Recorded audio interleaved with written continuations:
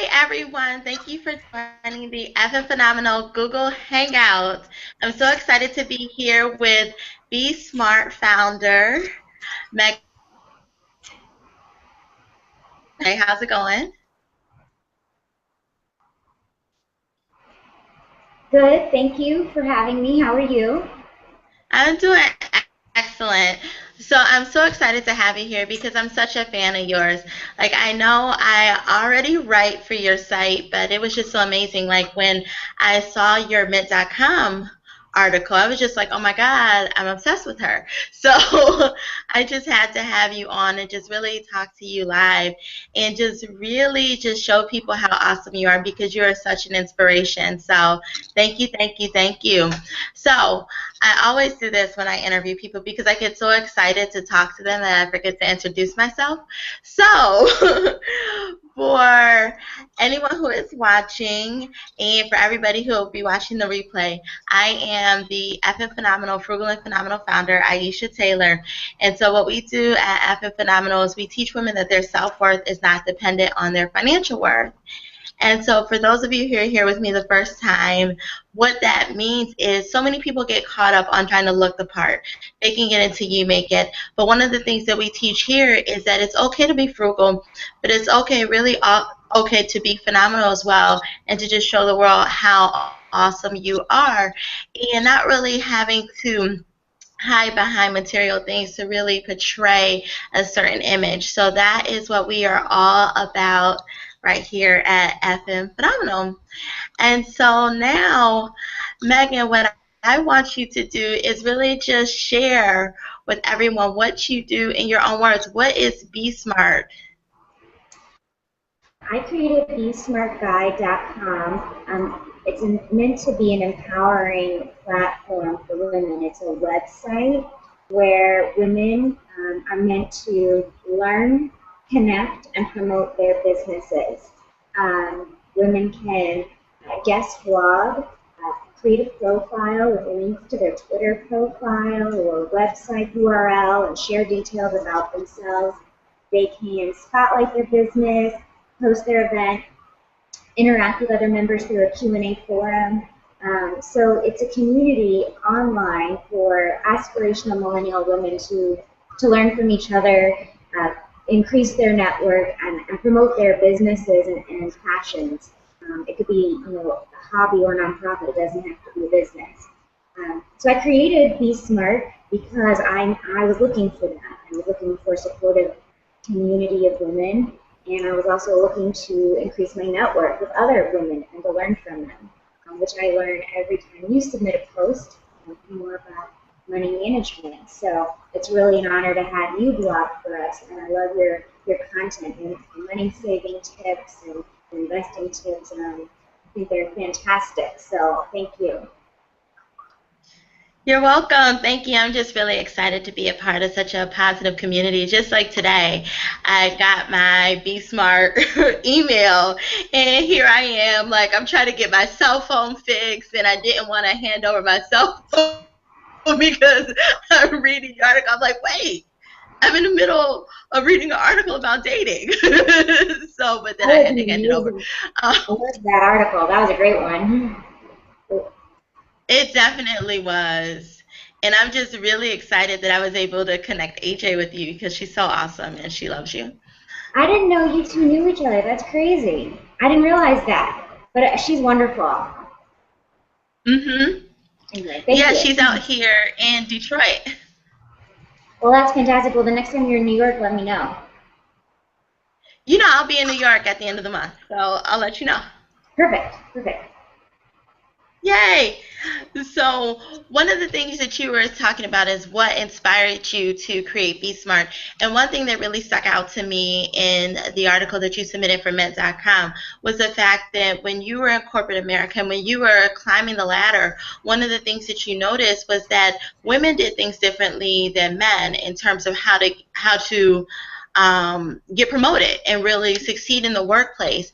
And so that stood out to me. And especially after reading a book like Lean In, I really start to be conscious of how I behave too as well.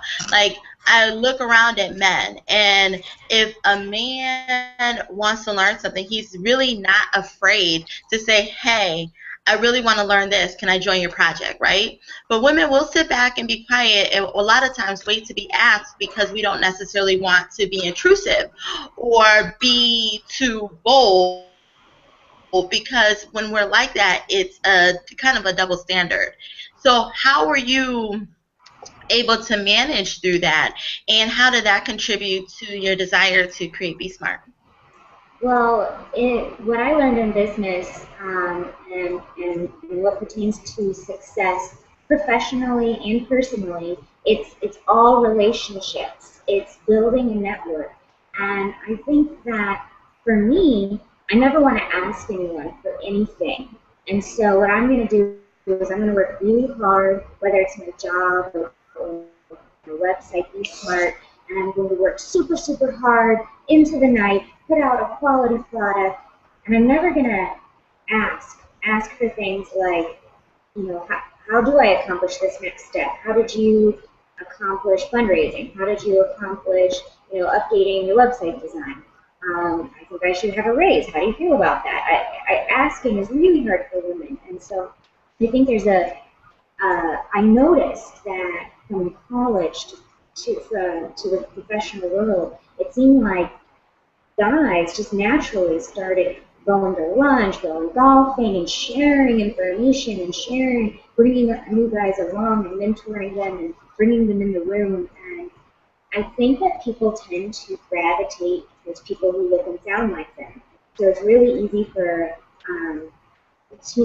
a guy to reach out to a younger guy and invite him along. And it takes a real conscientious effort for I think an older gentleman to reach out to a younger gal and invite her into the room. And there are just more men than there are women in senior positions. I actually was really lucky in that in my job at a hedge fund. The male portfolio managers did invest in me and invited me along, and that was tremendous. But I looked to my right and I looked to my left, and I saw my female friends frustrated with the trajectory of their career and trying to figure out how to accomplish it. And I think my sort of theory and my philosophy is if we do business together, if I buy from you and sell from you, and if we create our own network, then it's okay if we turn down for venture capital funding or a bank loan. But we need to be our own tribe, our own network as women, and be very inclusive. And so I wanted to create bSmart as a way for women to have a network where they, like LinkedIn, you could look at someone's profile and say, you run a jewelry business? How did you do that? How did you start an Etsy store? Tell me. What can I do that's helpful to you? And that's not a muscle that's easy for us. That's hard for us because we want to give, and we're sensitive, and we're very sensitive to how people are feeling. And we don't want to step on toes and put anyone out of their way. So I'm trying to, by getting everyone in the same room online, so to speak, hopefully it can at least create a network of options of people to reach out to. So if you're thinking to yourself, I wish I knew someone who could X, then maybe you'll find on the site, and we're going to have events as well to really encourage that self-promotional opportunity. This is who I am, this is my business. Anyone interested? Anyone want to know more about it? And can I know more about you? I think the more we do that, the more we do business with each other, the easier it will be to accomplish our professional goals. I agree, because women, like, we just have such a different energy. Like, one of the things that I love is collaborating with other women, because I just feel like more gets done. Like, and then we're just so, we like to talk, we embrace each other, right? And I just love the energy, and it's so interesting that you were talking about how people gravitate towards each other. I remember a time in corporate America where I had one boss, and he always used to come around to our aisle. And he would literally walk right past me and the other girl who worked there. And he would start talking to all the men about sports, about all this other stuff, but it never necessarily crossed his mind to be like, hey, you might like sports too, because actually I do. And so, like, when stuff like that happens, you don't necessarily want to interject. Like, sometimes you interject, but then it seems like you're really, like, they don't want you to. And so, but eventually, like, you just stop talking. But it's not because you have nothing to say. It just, you just don't feel comfortable in the situation. And so, one of the things that I learned um, was the fact that you have to use your resources. You have to use your mentors and different people, because you could end up thinking you're crazy or something's wrong with you, instead of worrying that there are certain that people gravitate towards people like them, and if you don't necessarily look like them, then they might not gravitate to you. But it doesn't mean that you're bad or something's wrong with you. You just need to figure out how to work the situation. Yeah, I think mentoring at its core is relationships, and it is, proactively creating relation. For me in corporate America, it was almost easier to have relationships with men than it was to other women. So because there were more men in finance, and I was less threatening, and but at the end of the day, it is. I think from where I sat, it seemed to be the secret sauce, the missing ingredient between that huge drop off of women in C-level positions and managers, and that big income level, that at that bump up, that the difference was in the relationships and the networks. The people you have to call on for advice when you need things, they need things. You're only as good as your network in business, and that's a weird mentality to kind of recognize how a network is beneficial for both parties and why that's a part of business. And I think just the way women love to connect, um, they absolutely do. But why do we have 12% of venture capital funding going to female-run businesses? And well, there's plenty of women with money to lend. So this is my theory. This is my theory I'm testing out, that it has to do with increasing our relationships in business, and being able to comfortably ask for what we need and what we want. Um, because people aren't necessarily coming alongside and making sure we're invited to the room, the table for lunch, when we're just as excited to be there as anyone else. Exactly. It's so funny. Like, I'm working with a business coach right now, and I was taking a class, and they said that they wanted us to create a list of 20 to 50 people and have us call them. And I did every single homework assignment in that class except for that one. And so and so then she said, did anybody have trouble with this? I'm like, I couldn't even put 20 to 50 names on a piece of paper because it terrified me. And I'm like, I'm not terrified because I'm scared of the word no. Matter of fact, I'm not scared of the word no at all. I'm more scared to ask. And I just noticed that even when I need help, I'm scared to ask. Like, I'll throw huge hints, right? Sometimes my boyfriend, it drives him nuts. He was like, "Are you asking for help?" I'm like, no, I think I got this. He was just like, "But everything you just said before doesn't sound like you got it." I'm like, "Well, yeah, I guess I need help, right?" Because I hate to ask, and I hate to admit that I can't do it. And I think we as women, we feel like we have to do it all, right? And it's almost like an admission of weakness, or like we're not woman enough if we have to ask. Yeah, it's like we don't want to bother someone. We don't want to ask them for something if we don't have anything to give them back. It's like, but I see my guy friends asking for things all the time. Hey, will you invest in me? Hey, will you meet this guy for drinks? Will you find this person a job? Will you find me a job? And so why we don't know. we don't want to bother people, and I think it's because we are so into how people feel, or we feel that imposition, and we don't want to feel that. It's like being so sensitive is a bit of a curse.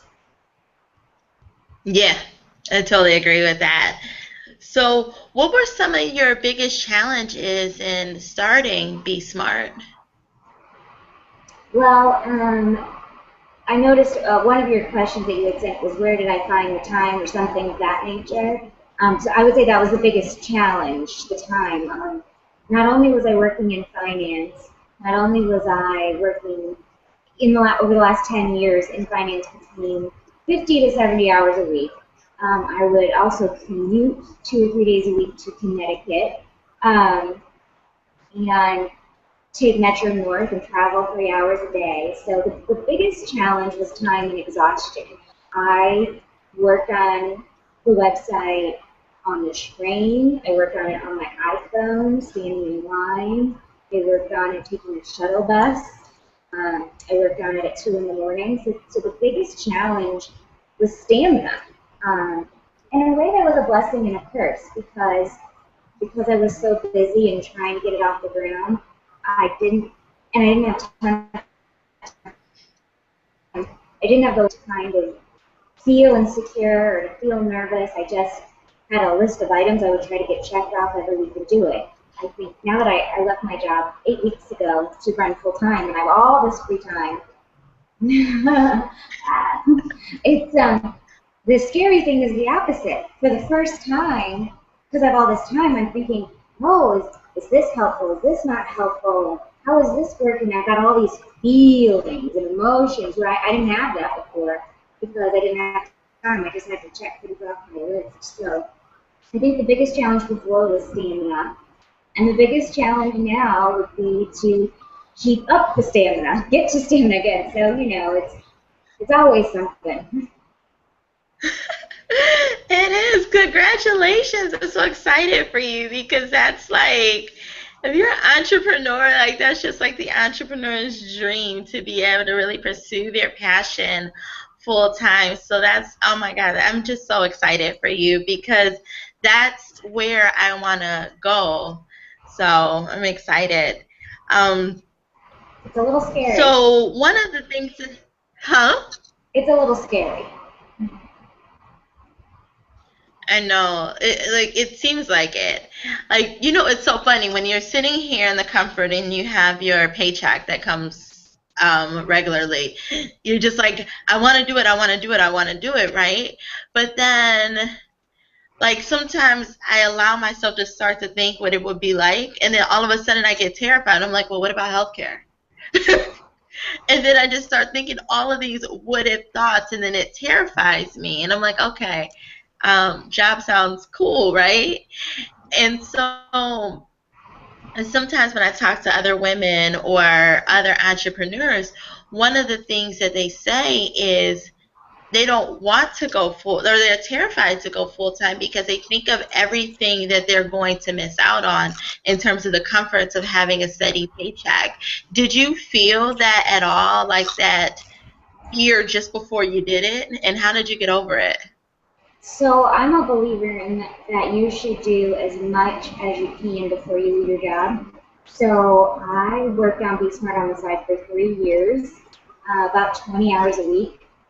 So I had really taken it very far, um, very far. And I had worked for 10 years and saved money. So I saved money. So I certainly had a plan. I left at a time, you don't want to leave your job and start from square one. You want to be right at that point. Your business needs you full time. And I felt I was there. Um, and also I had savings and I had a budget and I knew that I had to meet and when I had to meet it. And even then it's a free fall. I mean, it's a free fall. I mean, you'll see in this time next year where I am, and you will know. I mean, it's only been 2 months, but I do love it so far, and I hope I can continue to do this because I just love, love, love to read the posts and to meet with new members. I'm really excited to meet people in person. And I'm dreaming big. I'd love to have these smart facilities where people can meet and network and do business in person. So, it's always that dream down the road that keeps you motivated and keeps you going. Um, because the business as it is at the moment you leave and work full time isn't inspiring enough to get you through the ups and downs. It's the vision of where you're going that you have to stay true to. Because that vision is the only thing that's worth the sacrifice of the sacrifices that you get really quickly. Like getting to drink with friends after work. That all goes away. No, I love how you said vision. It's just interesting because a friend of mine who I'm actually encouraging her. I'm like, you will love bSmart, you'll love bSmart, you should check into being a writer. And so we were having coffee the other day. And so we meet just because we really like each other's energy. We do weekly accountability meetings and we just check in. And one of the things she asked me, she said, how are you tracking to your yearly goals for your business? And I looked at her and I'm like, yeah, about that.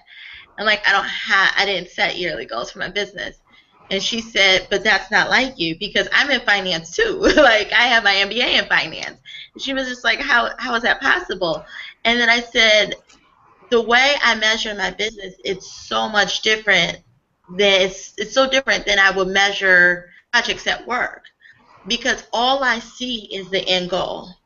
And every day I'm just asking myself, is what I'm doing getting me closer to my end goal? And I told her, I said, this is what I want for FNPhenomenal. I want these three things, right? And I know every day if what I did that day brings me closer to that. And when I look at projects, I understand, is that project fulfilling the dream and the vision that I have? And so when it comes to setting metrics, it's just like I don't have them because I kind of all I do is operate with vision. But then I said the flip side, I am an entrepreneur. If I ever hope to be able to leave my job, I have to figure out how to implement some metrics and start tracking. So it's just so interesting that you say the vision piece of it because I know with me, I burn the candle at both ends. I work 60 hours a week every day, well, 5 days a week. And sometimes I have to work on weekends, but the only thing that powers me through what I have to do is vision and a sense of purpose for what I'm doing right now.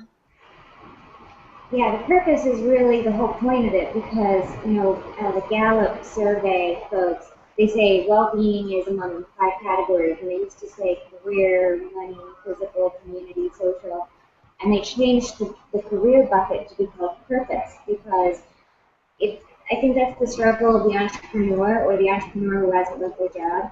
You have a sense of a calling or a purpose or something that you want to give, and but you're trying to figure out, do I do that full time or part time? And if I do it full time, how do I make money from it? And where does that live if I need a job to make money? Is there any purpose in that job?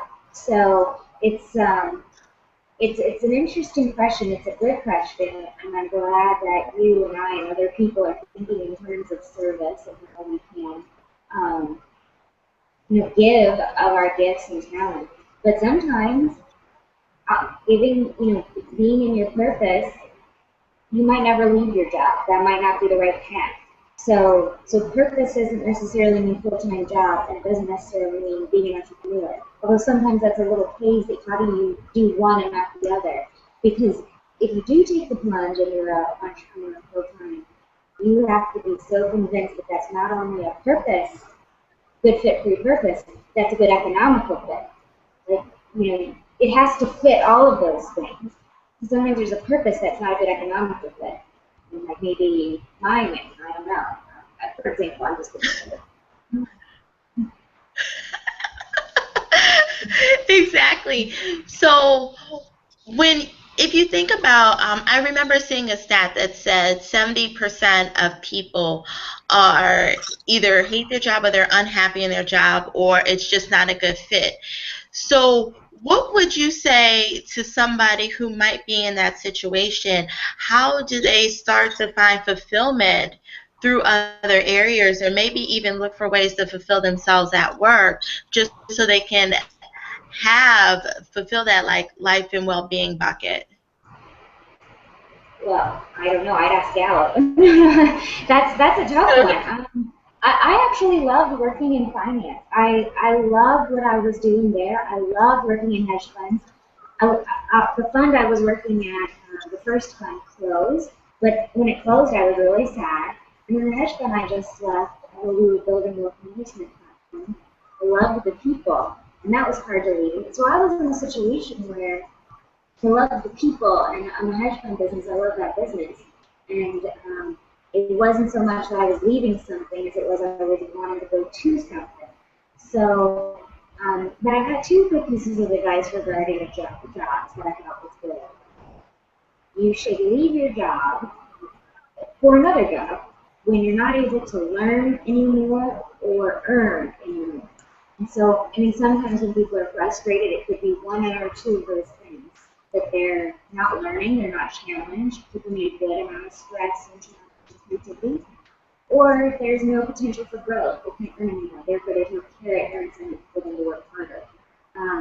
So I would say if someone isn't satisfied, maybe consider is it because they can't learn anymore or earn anymore.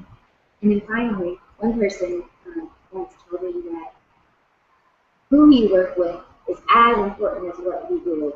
And that was totally true for me at the hedge fund business. I was a theater major who became an administrative assistant, who loved who I worked with, who fell in love with the line of work, learned a ton, and ended up becoming the chief operating officer of a hedge fund, able to do fund accounting, corporate accounting, risk analytics, trading, long-short equities became a passion of mine. And is it because I like finance, or is it because I liked the people? Probably because I like the people. So I think those are three things to consider: what you're learning, earning, and who you're around. That's an excellent answer. And one of the things that just really stuck out to me is the fact you said you were a theater major, and you started off as an administrative assistant, and then you worked your way up to being a COO of a hedge fund, which is really awesome. And so one of the questions I have is, what were the three key things that you did that really positions you to continue to move up? I know you talked about building relationships more before, but like what else did you do? Something that you might be able to leave with someone who's watching. Well, absolutely. I think the secret to growth is very simple. You work harder than everyone else. You get there before everyone else. You leave after everyone else. You do projects you're not asked to do. I mean, I hustle. Here I was, at times the only girl or the second girl, theater major. I didn't even know the language. I'm answering phones. If you would have looked at me even physically, I was running around. I was answering phones. I was opening brokerage statements and filing them and highlighting them and making checklists. Like, I looked like a manic nutcase. But so I think that if anyone is looking to be impressive, it would have been undeniable that I was one of the hardest working, ambitious people. And what's funny is my male portfolio managers referred to me as competitive. They said she's one of the most competitive women I've ever met. I'm not competitive. Who am I competitive with? And I realized that they were referring to me like you would an athlete competitive. Meaning I like hustled. Because I was like, there's no person I'm competitive with. There's only one admin here. But I think they meant that I was almost athletic with how much I did and how hard I worked and how I was aggressive. And by the time I left, by the time we closed in 2010, I did everything. We had two portfolio managers, three research analysts, and a marketing guy, and I did everything else. Everything from and then I hired someone who handled office management, supplies, and things of that nature. And I was helping to put together our marketing materials and trading, and was running the operations, including IT and systems integration and everything. So I think that I'm the type, I'll end with this. Um, you do the job you want to have. You don't wait for someone to offer it. And you don't wait till you're paid. You do what you want to do. And I was an admin who acted like a COO when I became one. Wow. But my path was because I assisted the COO, and then she had a baby and decided to retire. And it was like, why would we bring someone else in to do what Megan's already doing? I was doing that job. It was nice, but I was.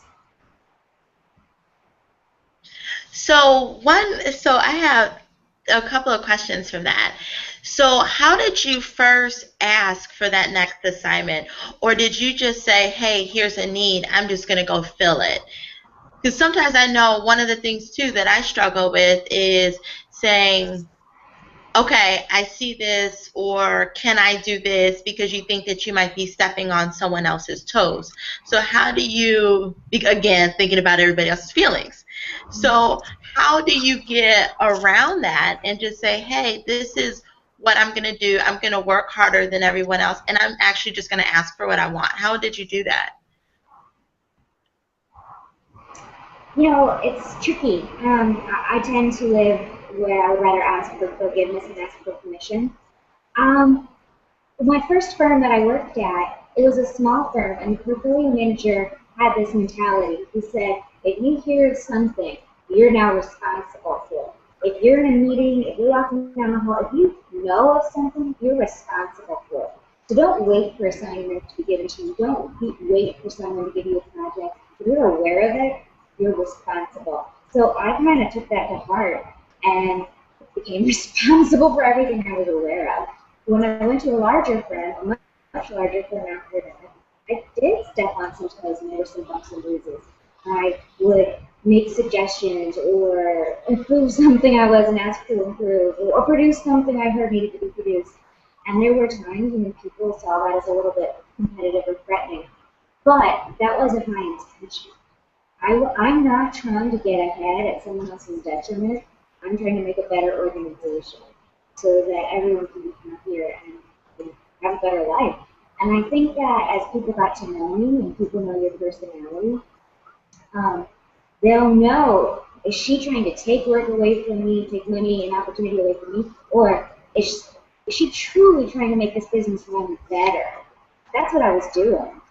And so it would, in fact, I then became very inclusive as people saw she is trying to make things better, make life better, make life more automated and streamlined. They they recognized I was trying to do something for them too, and kind of got on board.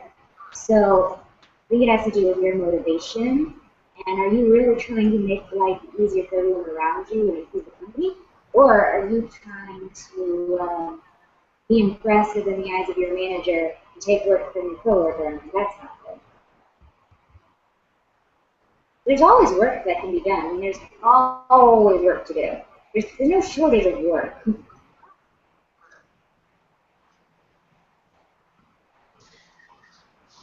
Oh yeah, no, that's great advice. And so just as I'm here picking your brain, so one thing that I know that sometimes women struggle with at work is maintaining their femininity and maintaining being a woman and still acting like a woman, but not coming off like too much like a woman at the same time. So how do you balance that, especially being in a male dominated organization?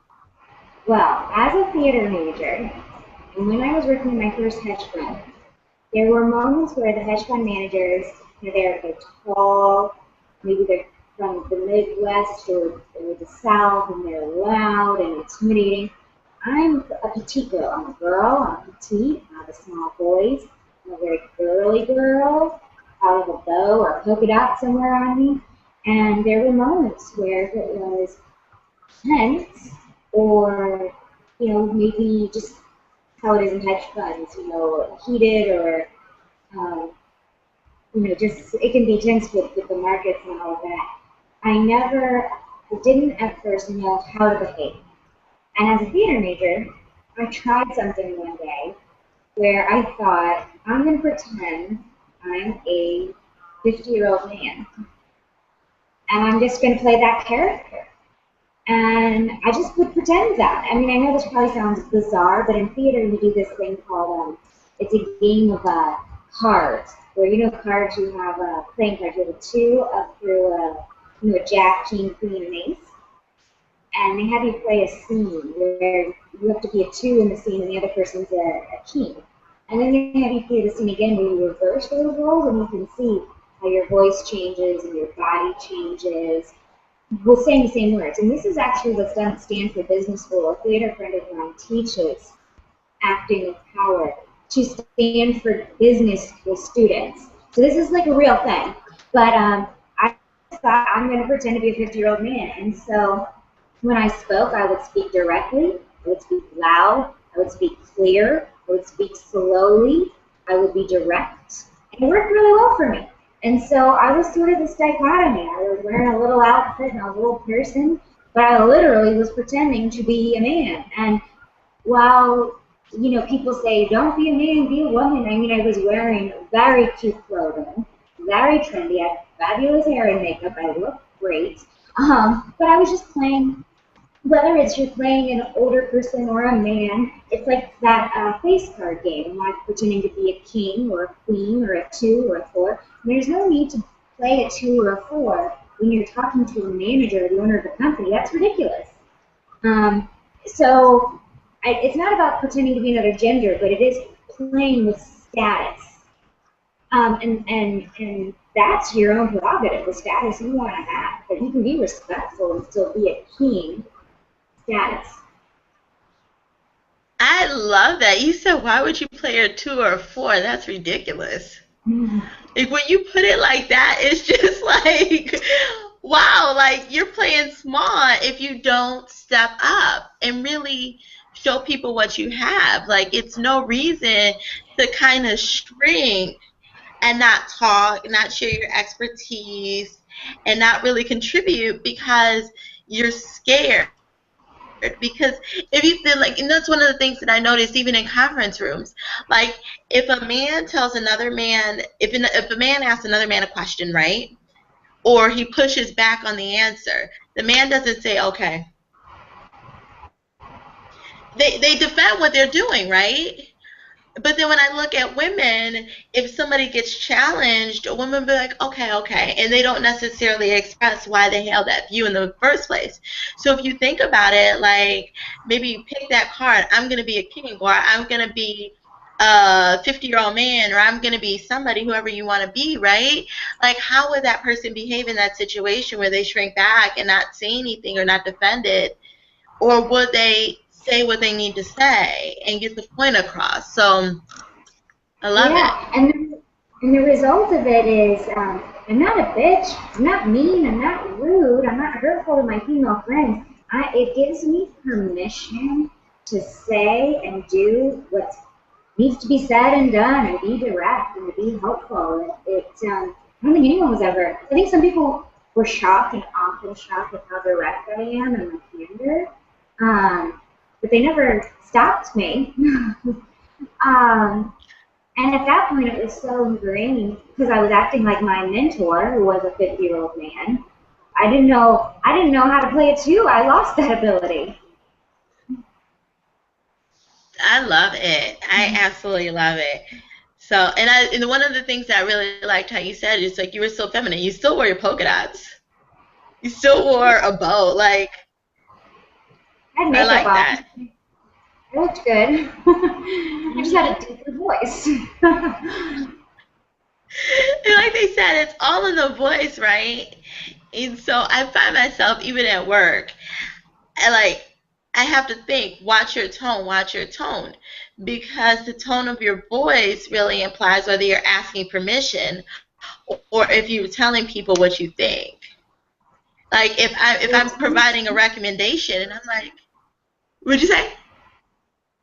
tone is huge. I had a huge aha moment about tone in my office. My husband stopped by one day, years and years ago, and I had some responsibility, and I was talking. talking, talking, talking, talking, talking, talking.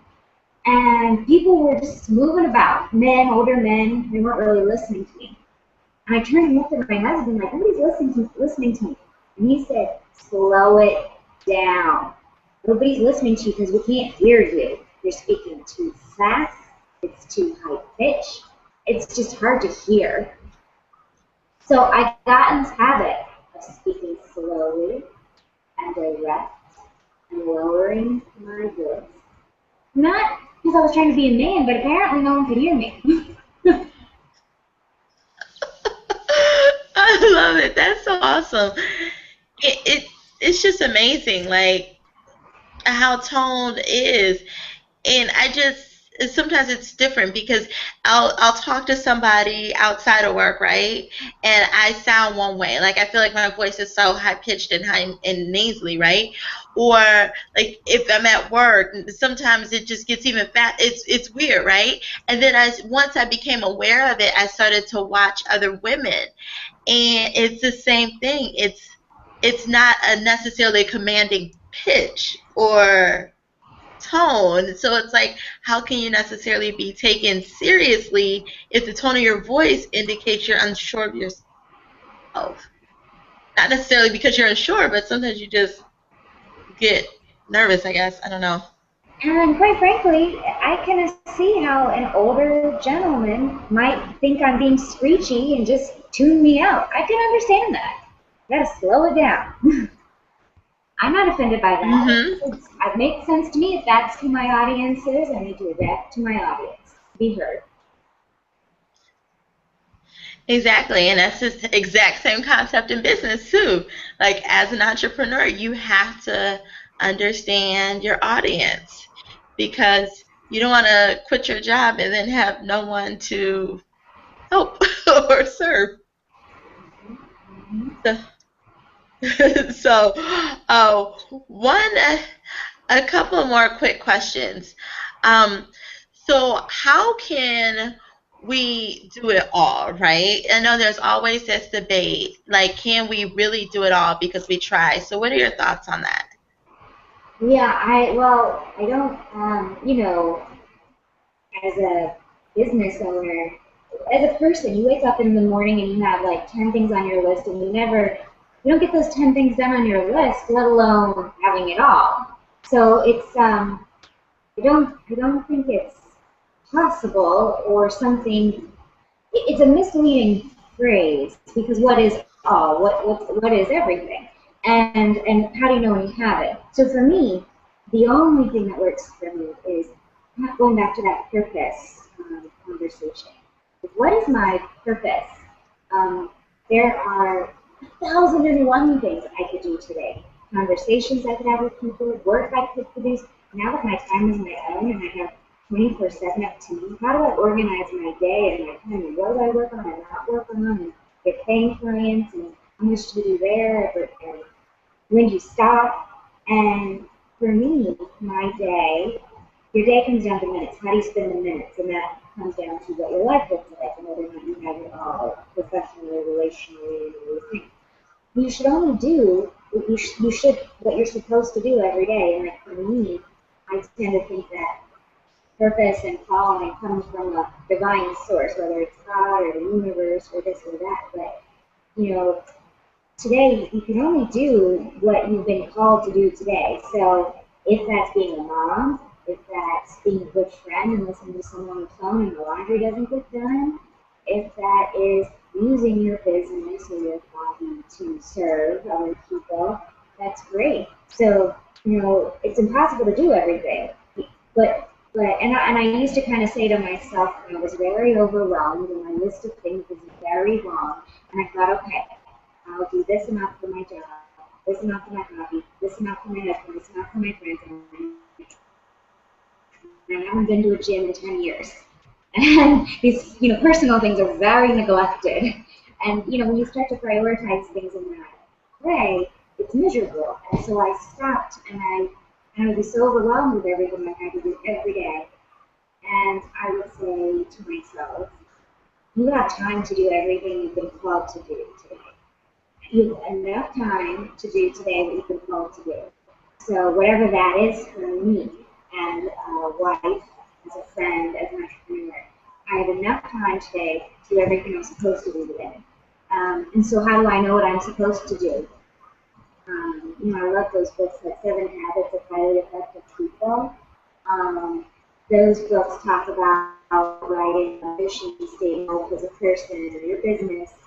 And then once you determine what you want to be about, what you want your life to be about, you align your activities with that mission statement. So for some people, determining what they should do during a day is a little bit more of a spiritual thing. Maybe they feel called and there's a sense and a purpose, and that's all kind of sixth sense stuff, red brain stuff. Or you're the type of person who doesn't have that type of dynamic and doesn't operate that way.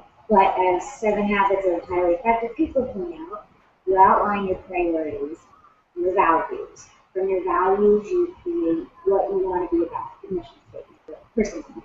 You want your job to be, your business to be about. My mission statement is to be a great wife, to make people laugh, or do stand-up comedy on the side. And for a business, it's to help women connect and learn and promote their businesses. So that's what I'm about. And like you, with that vision, you said every day I do things to that. How do I align my day? Well, if it falls under those things, I'll do it. And if it doesn't, I let it go. And so I don't have it all, but I have exactly what I'm supposed to have, which is different than I love you. that. Well, it's the book. It's not me. Seven Habits of Highly Effective People. Great book. Well, that is awesome.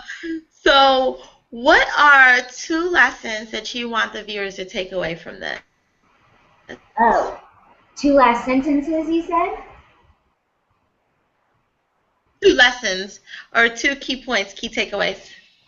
Oh, well, I'd love for you to join my website. That's not really a lesson, but it's I would love for you to learn and find a community through you and what you're doing on your website, and to join. I think for me, what I'm really craving is an opportunity to learn from other women and to meet other women like you.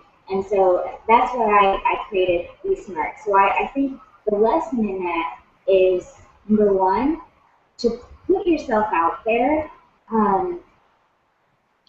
like you're doing right now. It's so easy to sit at home on your couch and watch reruns of Kardashians or whatever, and not to go after what it is your heart is telling you to do and what it is you want to do. It's really hard to put yourself out there. So I would say my lesson is to put yourself out there, and if you do, try to find a community of women who are supportive, can help you, encourage you when they recognize this is your passion and this is what you feel sort of put here on this earth to do. They're going to help support you and champion you, and whether that's a hobby or a full-time endeavor, find your purpose and find those cheerleaders. Mm-hmm. If I can be that person, I would love to be, but I don't think life is worth living without a purpose and without people helping you accomplish it. Secondly, so that would be the first one, to own your passion and find a supportive community, and let me know if I can be helpful. And secondly, it would be that no fear mentality. I think the women, they're afraid. And I had a lot of experiences growing up, and when I first moved to New York, where it just wasn't afraid. Like an intimidating scenario might come up, but it's not intimidating to me. I'm kind of tough. So I think most people don't start things and don't do things because they hear this voice in their head, this urgent voice, and at the end of the day, they're afraid. I think the secret to success is to do the thing you need to do, regardless of being afraid. And if you feel afraid, you just sort of have to bite the bullet and kind of clench your stomach and be like, just do it anyway, rip the Band-Aid off. Force yourself to do these things. I think fear stops people, and laziness and complacency, sitting on the couch watching TV. So, living that fuller, richer life, I think, comes from having the courage to follow your purpose and taking a step forward, even if you want to grow up, because it'll get easier and easier. And you'll say, something really scary will come up, a risk or challenge, and you'll say, scariest thing I've ever done. I got this. That's easy. We have to push. Right. Like I have like 20 million questions that I would love to still ask you, and but I don't want to hold you hostage. To see you have such a wealth of knowledge, and it's just so like you inspire me, right? Like what you've done with your community, how you've really taken it and developed a platform to encourage other women, to uplift other women, to include other women, and encourage women to just step out there and pursue their passion and say, hey, we have a community of women who are here to support you and are here to encourage you because, like, unfortunately, people don't have that necessarily in their everyday life, especially when they're pursuing your dream. Because, you know, the adage, crabs of a barrel, like the bucket, crabs in a bucket, people don't, when you have an idea or when you want to go out on your own and really put yourself out there, it's surprising the number of people who were close to you before who aren't necessarily supportive of you. They tell you, oh, you can't do that, you can't do that, that'll never work, why are you trying, why can't you meet us for happy hour, and all that other stuff. And sometimes people make you feel bad about having a dream. And so that's why I love your site, because that's when people can see that the life that they have, the circle that they have, isn't necessarily everything that exists in the world. And so by having a community and by just having that great content that you have, it just helps people to understand that there's more. There's people like them. There's people who will encourage them. And it just gives them that extra push and momentum to keep going. Because one of the things that break my heart the most is to learn when people got their dreams snatched and they give up on their passion. So that's just so sad to me. So that's why I really love what you do. Thank you. I feel the same way. It's like I die inside when people give up on their dreams. Yes, so let everyone know how they can find you and connect with you. Oh, well, so my website is bsmartguide.com, the letter B, smartguide.com. And I'm a member, so log in, join. My name's Meagan Hooper, so you can friend me, message me, and as a member, you can spotlight your business, you can post your event, we can become friends, we can message, you can share what you're doing with our community. Um, we want this to be a platform for you to share you and for you to feel heard. Um, and I want to make sure you feel like you're promoted. So I look every day to see who's joined and welcome them and friend them. So please join if you're a woman. We're mostly women right now. That's awesome. And one thing I have to say, like, I just noticed your earrings and they're fabulous. Uh, so I absolutely love them. They're stars. I love them. I love Thank you. them. They're pretty intense. You're welcome.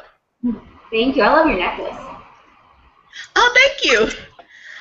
I love to play with jewelry. It's a statement piece. So, Thank you so much. thank you. What'd you say? Thank you for having me.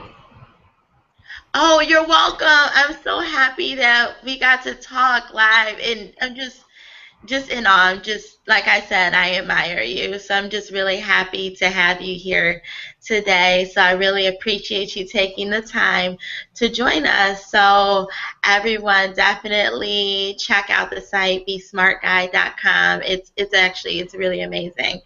And like seriously, I didn't want to hand my cell phone to the AT&T technician because I was reading an article. But anyway, thank you guys for joining here. This is Aisha Taylor, founder of FNPhenomenal, Frugal and Phenomenal. You can definitely catch this replay on the I Am FNPhenomenal YouTube channel. And definitely connect with me, www.fnphenomenal.com. And I am on Instagram, Facebook, Pinterest, Twitter at FNPhenomenal. So definitely, I love to connect with you. Love to talk to you. Thank you again. Talk to you soon. Bye bye.